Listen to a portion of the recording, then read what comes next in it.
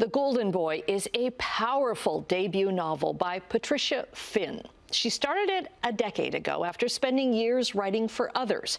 Patricia joins us now from her home in Vancouver. Thanks so much for joining us. Now, I don't want to give away what this story is about, but can you give us just a brief synopsis of what The Golden Boy is? It's a story told in three parts, but briefly, we meet two people, Agnes and Stafford Hopkins. They're in their late 50s.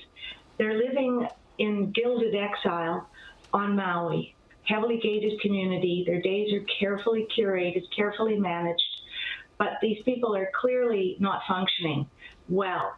Something is happening beneath the surface of their lives, and the book begins with that premise that these two people have created a prison of their own. So the purpose of the book thereafter is to help these two gilded exiles break free from the prison walls of their own making, take them out into the world and give them a shot at redemption. And I think what's so powerful about this book is your ability to just describe what could be a very mundane thing. Like there are examples where Agnes is just sitting there at a dinner party observing others. And the way you wrote it, I'm like, you're writing the way I think.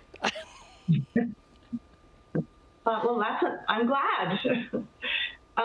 Well, yes, both these characters, and I think many characters, we have interior and exterior lives.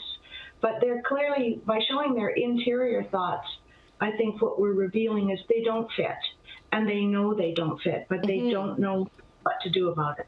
Right, because they're both living a very, very privileged lifestyle. He's been a TV network executive for many years, and she came from you get hints at the beginning that she is kind of out of her element in this very privileged world. And then you see the cracks start to form, and you realize that for me, it was all about how well do we know other people and where they came from and how they got to where they are. I think that's exactly it, Annette, that we really don't know as much as we think we know about other people.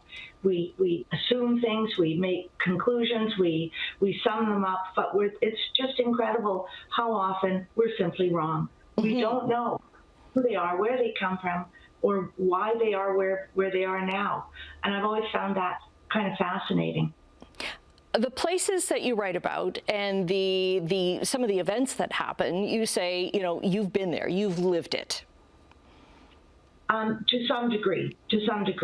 But I did write about places I had visited that I knew, and industries and backgrounds and histories that I was familiar with, but not at the level that these two characters have experienced it. Definitely. And the story has a strong root in Canada. It does.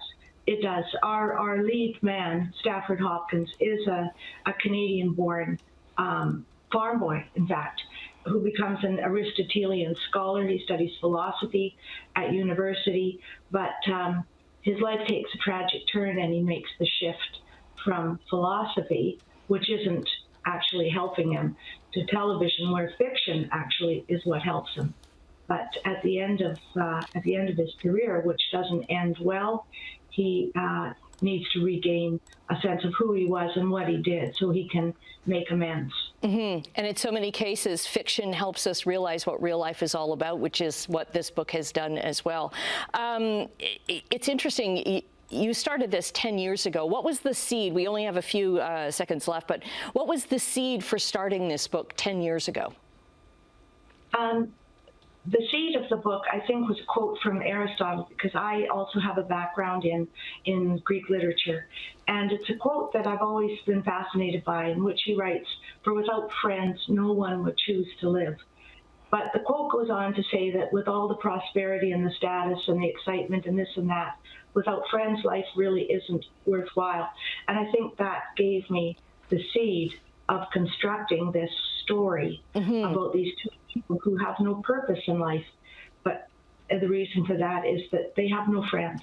Right, right. Well, thank you. We've run out of time. I could talk to you for hours about this book. I have to tell you, Tricia, that this is in my top 3 now of books I've ever read. So The Golden Boy by Patricia Finn. give it a read. Thanks for joining us. Thank you, Annette.